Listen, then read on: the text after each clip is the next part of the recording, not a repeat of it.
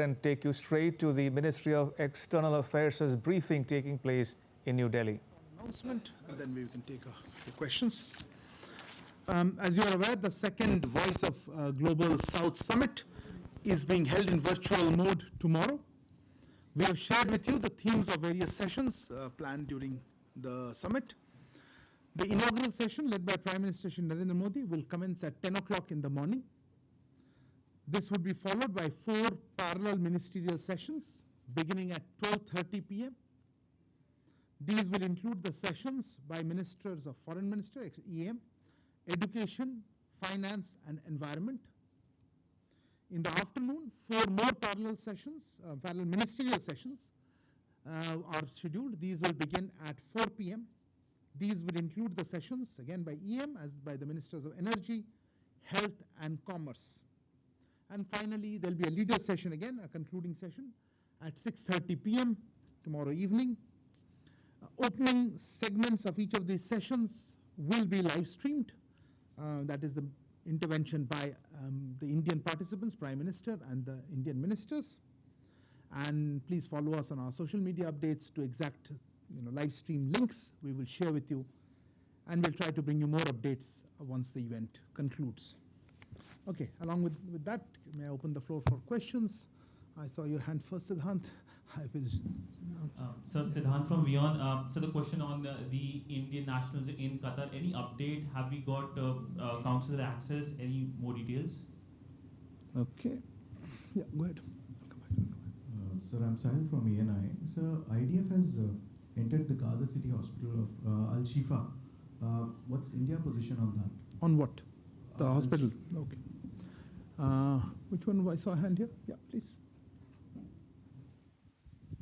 Sir मैं नीरज दुबे प्रभा साक्षी से sir Myanmar में जिस तरह के हालात हैं बहुत सारे लोग मिजोरम में भाग के आए हैं अलग अलग रिपोर्टें हैं कि कहीं 2000 लोग भाग के आए हैं 5000 लोग भाग के आए हैं कुछ लोगों को हमने वापस भी किया है कोई एग्जैक्ट आंकड़ा है क्या और हमने क्या वहाँ की सरकार से बातचीत की है इस मुद्दे पर Behind, yeah, please. So on the 20th, the India-Australia 2+2 is happening. Can you tell us a little more about it? You are announcing it, right? Well, just checking. Okay. If I am, then that's Good. not so bad. Then you can answer this part 2 of it. Can you tell us what I can tell you? What is going to happen and Yeah, sure. what are the main issues under discussion? Will do. Vineet Dixit from NewsGate. So this is regarding the long delayed agreement of free trade agreement with the United Kingdom. Microphone closer, please. United Kingdom. UKFTA. Yeah, UKFTA. What has been the progress? Did this subject came up during Dr. Jaishankar's visit to London, where he met Mr. Cameron? Okay. Anything related to any of this? I can take it in one shot rather than come back. Mizoram or Myanmar? Myanmar. Okay. So this is Abhishek from CNN News 18, sir. There are reports that some of the soldiers from Myanmar side, they had entered Mizoram and then they were reportedly taken by Indian Air Force planes to the other side of the border from where they could go safely. Is it true or what would you have? Okay, fair enough. Anyone else related to this? If not, let me take this round of questions and then I'll come back to you. Let me start with, actually let me start with you on the 2+2. Look, it is. We do intend to host the 2+2 in the next edition of the 2+2. As you know, the inaugural edition was last year. But we haven't officially formally announced it yet, so if you permit, I'll wait for that, and then we'll be able to share a little more information on that. At this point, I don't have any update. But as I said, it is our turn to host it, and we would like to host it very soon. But till it's confirmed, let me not jump the gun. Let me go on to the case. I think you were asked about the FTA. Vineetji. Look, External Affairs Minister himself spoke about it, so I don't know what more I can add to that. Yes, he discussed this with the Prime Minister, UK Prime Minister. I think he also discussed with the newly sworn in UK Foreign Secretary. There are discussions going on. EM spoke about bringing it to right landing spot. But if you want to know the exact status of negotiations, I would refer you to the trade negotiators. I don't think it's appropriate for us to comment on that. But yes, I think both sides are engaged on this important issue to see if we can find a solution or a final conclusion. As I said, that was a deadline you had put yourself, or media has put. I remember discussing this last year with Diwali deadline. As I said, it's an important negotiation. These are substantive outcomes, and I think the UK side said it'll take as long as it takes. So I think we're engaged, and that is an important element of that. Sahil, your question was on specifically on Al Shifa Hospital. Look, this is not just okay. Let me reverse it. This is not about one specific facility. The issue is not about one facility or a specific facility. India has always underlined the need for civilian casualties to be avoided, for humanitarian law to be observed, and of course to encourage any efforts to provide humanitarian relief to those caught in the conflict. We have also, on a larger issue, talked about efforts to de-escalate the situation, deliver humanitarian assistance, our concern at the humanitarian increasing civilian toll. We had also talked about how India had sent, I think, 38 tons of humanitarian relief material. We are looking to send more assistance.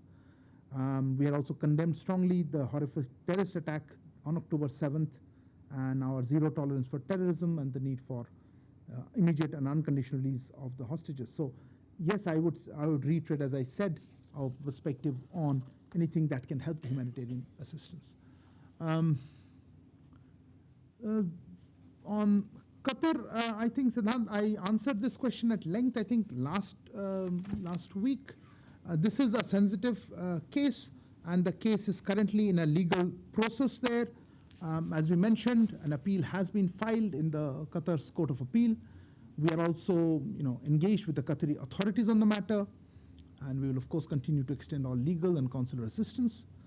And I would again urge everyone not to engage in speculation, considering, as I said, the sensitive nature of the case, as well as the fact that the judgment in the entire process has been made confidential by the Qatari side. Moving on to the issue developments in Myanmar, I think Neeraj ji, aapka prashn bhi tha, and Abhishek, you had asked one specific, where's Abhishek? In specific element of that, right? Look, on that, let me again break up the question answers in a couple of parts.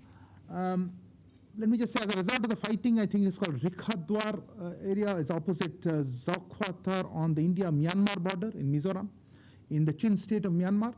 There has been movement of Myanmar nationals to the Indian side. We are deeply concerned with such incidents close to our border. Our position on the ongoing situation in Myanmar is very clear. We want cessation of the violence and resolution of the situation through constructive dialogue. We reiterate our call for return of peace, stability, and democracy in Myanmar. Since the current conflict started, I think it was in 2021 in Myanmar, a large number of Myanmar citizens have been taking refuge in India. Local authorities in the concerned neighboring states have been handling the situation appropriately on humanitarian grounds. We have also been facilitating the return of those who wish Local authorities in the concerned neighboring states have been handling the situation appropriately on humanitarian grounds. We have also been facilitating the return of those who wish to go back to their country, to that country, that is Myanmar. And of course, for specific details about Myanmar nationals who have crossed over to India, I would have to refer you to the concerned authorities. Neeraj ji, Hindi में आपने पूछा था, अगर आप कोई specific कोई आंकड़े जानना चाहते हैं, वो आपको स्पेशल अथॉरिटीज से पूछना पड़ेगा, पर हमारी तरफ से हमें मालूम है कि जब से ये अभी इस राउंड का, इस दौरे का कॉन्फ्लिक्ट जो चालू हुआ 2021 में, काफ़ी म्यांमार सिटीजन्स आ गए थे हमारे यहाँ, शरणार्थी आए थे, और हमारे जो यहाँ लोकल अथॉरिटीज़ हैं ह्यूमैनिटेरियन ग्राउंड्स पे जो भी असिस्टेंस दे सकते हैं दे रहे हैं, और जो वापस जाना चाहते हैं वो गए भी हैं, उनको भी असिस्ट कर रहे हैं। पर मैं एग्जैक्ट नंबर्स कह नहीं पाऊँगा, इसलिए लोकल अथॉरिटीज़ पे बात कर रही हैं। और मैंने जैसे अभी अभिषेक को कहा, हमारा जो रुख है या रवैया है इस प्रॉब्लम पे, कि हम चाहेंगे कि वहाँ पीस और स्टेबिलिटी वापस आए, और डेमोक्रेसी और स्टेबिलिटी वहाँ रहे, और ये वायलेंस बंद हो, और सिचुएशन का जल्दी से कोई सोल्यूशन निकले। तो और हम बिल्कुल ऐसे कोई डेवलपमेंट्स होते हैं तो हमारे इसमें काफ़ी कंसर्न रहता है। ऑफ कोर्स हमारे बॉर्डर के बगल में हो रहा है ऐसे developments. Okay, who else had hands up? Yeah, I'll just come to you. Shashank, go ahead. Shashank Matu with the Mint. So just a question on Myanmar. We've had, since 2021, according to UN estimates, $51 million in arms exports going to Myanmar. It's come in for some criticism from the resistance groups in Myanmar, especially the NUCC. What is India's position on supporting the SAC and the military government in Myanmar, particularly with military exports? Okay. I saw your hand. Yeah, go ahead. Go ahead. Microphone. I am Rajiv from Malayalam Norma. I just wanted to ask about the Indian nurse who is sentenced to death in Yemen. Nimisha Priya. Now that the Yemeni Supreme Court has rejected her appeal, and everything depends on the president on granting the relief to her. So, what is the steps ME has taken as directed by the Delhi High Court? Just wanted to have the updates. Okay. Yeah, go ahead. I'll come to you. Yeah, go ahead, ma'am. Iliana TASS News Agency. Good afternoon. So Russia and India held this week foreign office consultations. As we know, we saw your tweet. We read. I do hope you got to know of it other than my tweet, but anyway. So detailed discussions took place. Yes. Can you please share maybe some more information? What were details in these discussions? Okay. And particularly, I wonder if the sides discussed high-level context, highest level context especially. So can we expect, what context can we expect in the closest future, especially between our leaders? Okay. Thank you. There was a hand up somewhere else. Yeah, no, before that, I saw you once. Yeah, please, go ahead. Hi, Shubha Jyoti from the BBC. Election schedule has been announced in Bangladesh last evening, and the main opposition party over there rejected it almost immediately. Now, on the earlier occasions, we have seen India actively pursuing all the political parties in Bangladesh so that they take part in the election and the election becomes more inclusive. What will be India's position this time around? Yeah, go ahead. Rishabh from Times Now. So we have seen new Khalistan threats in Canada at the Vancouver event as well. Threats, you said. Threats. Okay. At the Vancouver event for the life certificate also, we saw Khalistani activist terrorists actually going ahead and disturbing the event. And we have also seen attack on Indian community on the day of Diwali while they were near Brampton. How does India see this, and has India taken it up with the Canadian government? Okay, I think there's some more hands. I'll come around another round maybe. Any related topic I am willing to take. Otherwise, I'll come back to you. Let me start with you, Rajiv, on the issue of the Indian national in Yemen. Look, as you know, we've been following this case, of course, and we are aware of the recent development that you alluded to. We are extending consular assistance. But since it's a legal issue, there as well as I think it had gone to the, as you said, Delhi High Court, I would not like to comment on those steps, but certainly we are in touch. We are extending whatever consular assistance we can, but do understand that this is a legal process in their country too, and we'll see in whatever way we can continue with this process. On the issue of Foreign Office consultations that you mentioned, Eliana, this was, of course, they did take place, as you said, through our tweet, as we highlighted that. I don't have much to add, but let me just recap that we had this on the 13th of November.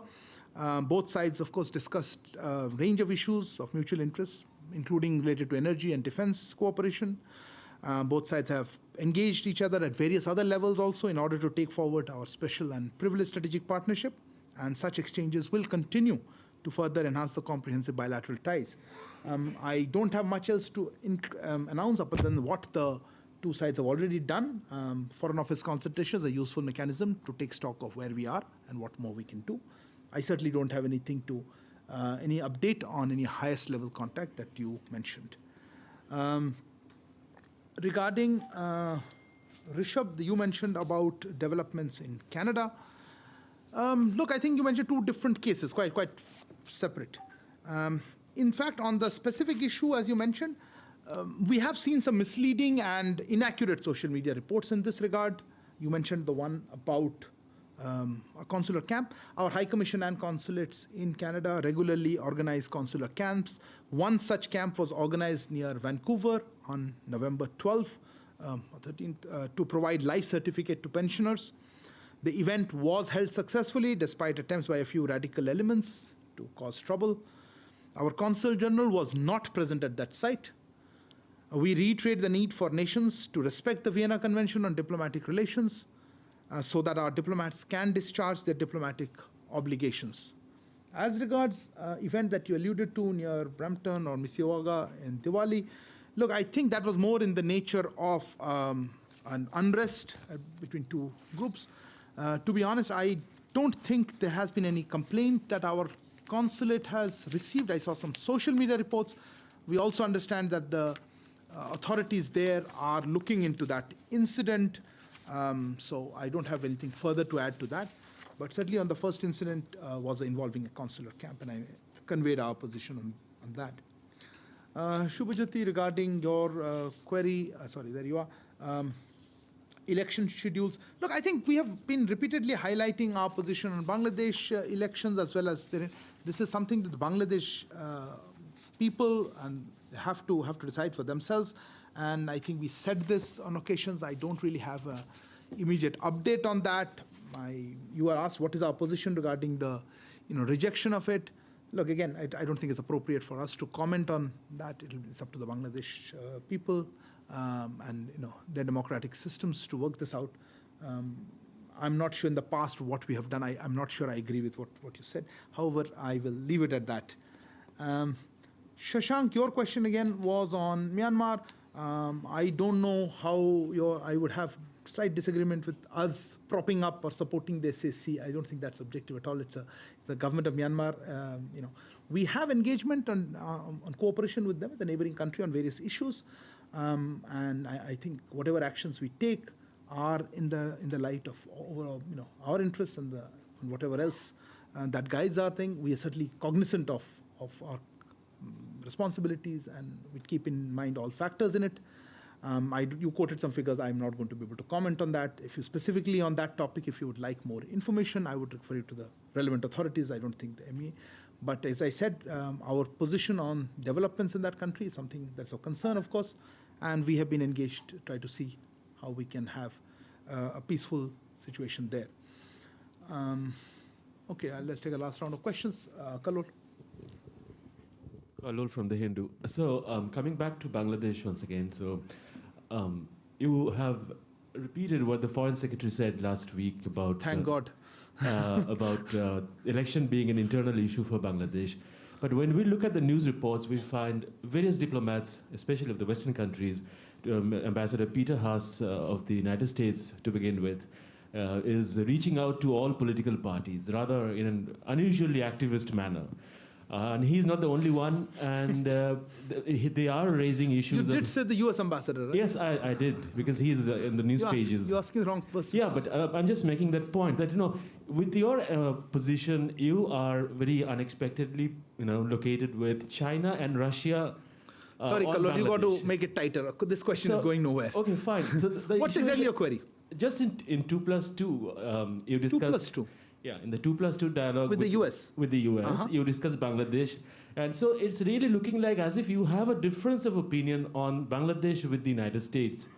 So I was thinking if you would clarify, because it's been written about in the Bangla press in Dhaka quite a lot, that there is apparent difference over Bangladesh and the election process between India and the United States. And the Bangladesh position is not important. No, I mean, I don't understand your question. Anyway, I'll answer what I can. I got you. I hope you got it. Okay. I'm not sure, but I'll try. Okay, I had a hand up here. Yeah, yes, please. Hello, I'm Takashi from the Japanese newspaper called Asahi Shimbun. My question is about the Voice of Global South Summit. Yes. So the simple question is the issue of Israel and then Palestine will be also one of the topics during the summit, and does Indian government also have a willing to more engage with for the more dialogue and then cessation? Sorry, repeat the last part. Indian government willing to do what? Willing to do more support for the dialogue and then cessation.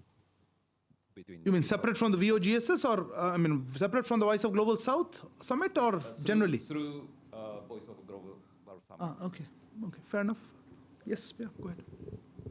Hi, Pia with the print. Just a clarification on the case of the 8 Navy veterans in Qatar. What is the status of the appeal? Has it been accepted, rejected? Are we still waiting for the Qatari court to provide a decision on this appeal? If you could just give a specific update on that. Thank you. Okay. Before I take second round of questions, Yeshi, go ahead. Yeshi Seli from the New Indian Express. There are 19 Indian schools in Qatar, and the Qatari Education Ministry for this ongoing calendar year dropped Diwali as a holiday. This has been done for the first time. Is MEA likely to take it up, or do you have any say in it at all? Okay, and yeah, go ahead. Runjun Sharma, RT. I want to ask about the Voice of the Global South Summit. How many participations are confirmed? How many countries? Okay. And if there was nobody else, I'll give you the last second one. Last one, yeah, go ahead. So it's last question. So one on cricket diplomacy. Oh God. So either India's BRICS partner or Quad partner will be in the finals. Any of the leaders expected to travel to India, because the South African president has expressed interest to travel to India to witness the match? Okay, that's a. Okay, let me try to answer these queries. Pia, let me start with your question, Richard. As I said, an appeal has been filed. I am not aware of any decision at all by the Court of Appeal in this regard, so I presume our appeal is there. I mean, rather the appeal on behalf of the detainees is in the process. I had seen some reports that they have been adjudicated on, decided upon. I don't think that's factually correct. So yes, the appeal process is underway, and we would hope for a positive outcome. On the issue of Voice of Global South Summit, there were a couple of questions. Runjun, your query was how many? Look, we've had on a virtual summit, I don't want to comment. Even otherwise, I rarely comment on participation till people land up. But on a virtual summit, let me not prejudge how many will come. We have confirmations, a very large number of confirmations. We'll try to bring you a real good updated figure once they're actually there. But I mean, as you know, last time we had about 125 countries to participate. That's a good number to work around, and that's what I would start working around. But we've had good confirmation. So let's see till how many finally land up there. Takeshi, your query was regarding Israel-Palestine. As you would have seen in our in the press release, if I probably have it here, yes. When we said that this would be an opportunity, tomorrow's summit, for sharing with the countries of the Global South the key outcomes achieved in various G20 meetings over the course of India's presidency.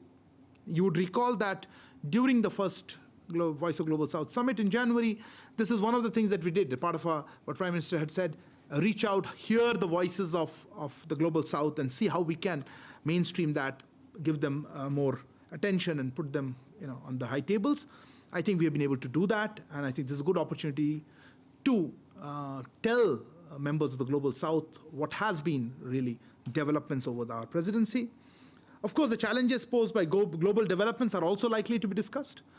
As I said, every country is free to discuss whatever or bring or say something what they feel bothers them. That's actually exactly the objective of such an exercise, is to hear from the countries directly rather than prejudge or prefix the objective. We have some session topics depending on, of course, education, finance, etc. But again, I am sure, like in all high-level interactions, each participant will share their own perspective, their own concerns, their own thoughts.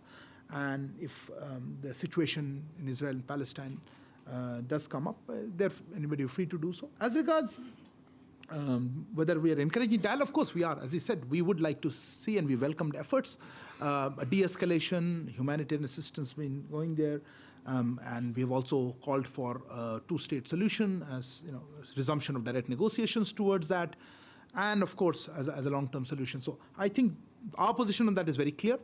But the objective of tomorrow, of course, is more of how to hear from countries of the Global South.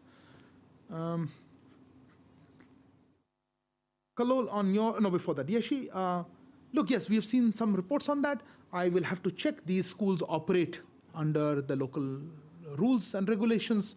I know in some cases our embassy has some role on the board, but they have to operate as per local rules. I'm not yet in a position to confirm whether we'll take it up or not, or whether action has been taken on this, or is this part of a regular internal decisions. If I have any update on this, we'll certainly come back to you. Kallol, as I said, I was a little confused about the various strands of your question. Our position on what is developed in Bangladesh has been articulated number of occasions. Thank you for confirming that I am in line with what my bosses have been saying. That's where we are. I think it's something for the people of Bangladesh to find out. Yes, it did come up in discussions, but so did many other topics with the US, as you mentioned, Foreign Secretary mentioned, that is, I wouldn't be in a position to comment whether there is a difference of opinion. Our opinion, you know very well. We are a neighbor. We have very, lot at stake, what happens in our neighborhood. I'm sure other countries will have their own relationships with Bangladesh. And I certainly don't know if that's the right word to use, a difference of opinion. I haven't, we had a conversation, and on the 2+2, I think Foreign Secretary has explained what happened. I don't want to add to that anything particular. So now the most difficult question is yours. Yes, we've seen some reports. As always, we are hosting it. Anybody who is coming here to watch it is welcome. But when you talk about a head of state, I don't want to go down the political side whether it's a visit, a formal visit. Yes, I like the term you used. Either a Quad partner or a BRICS partner will be there. It's nice. I, of course, hope we win, but that's a separate issue. If any of them come, we will certainly, they'll be welcome, and we will inform you at the right time. Thank you all for joining. Good evening.